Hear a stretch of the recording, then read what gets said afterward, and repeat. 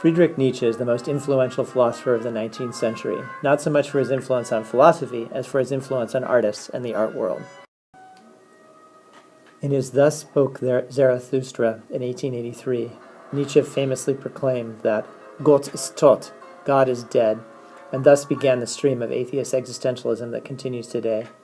In the 1871 Birth of Tragedy Out of the Spirit of Music, Nietzsche called for a new aesthetics that tears the veil off the horrors of the world so that, quote, excess reveals itself as the truth, unquote. Nietzsche's ideas can be seen both as an extension of Romanticism and as a precursor to modernism.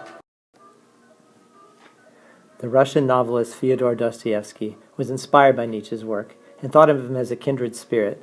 In his 1888 novel, The Brothers Karamazov, he depicts a struggle between a good brother, Alyosha, a monk, and a devilish brother, Ivan, an atheist.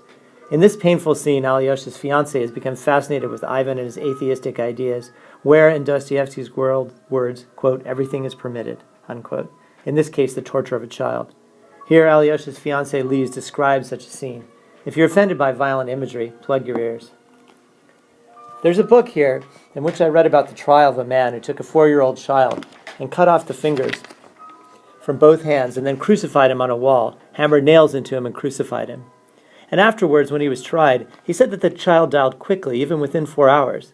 That was quickly? He said the child moaned, kept on moaning, and then he stood admiring it. That's nice. Nice? Alyosha asks. Nice, Lise responds. I sometimes imagine that it was I who crucified him. He would hang there moaning, and I would sit opposite him, eating pineapple jam.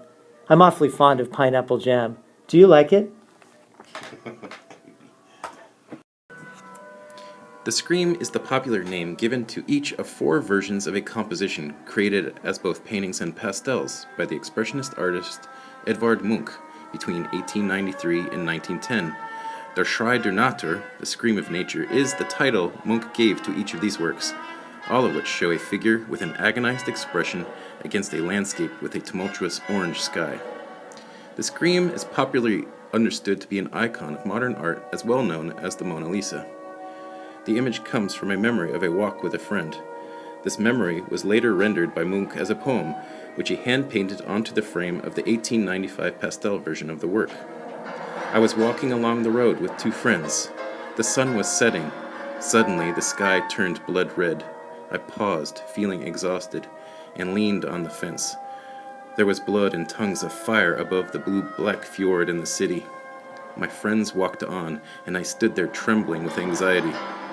I sensed an infinite scream passing through nature.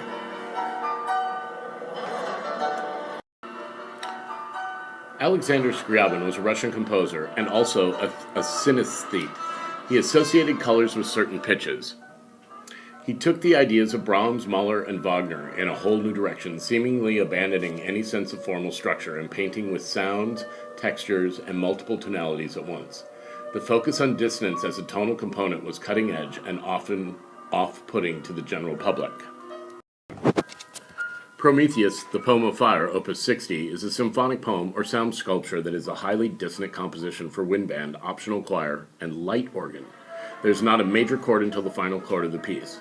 Scriabin, being a synesthete, associated specific colors with certain musical keys, and wrote a part for the light organ, an instrument that projected those colors when those key areas were prominent. Something of a Prometheus himself, Scriabin believed he was destined to enlighten humanity.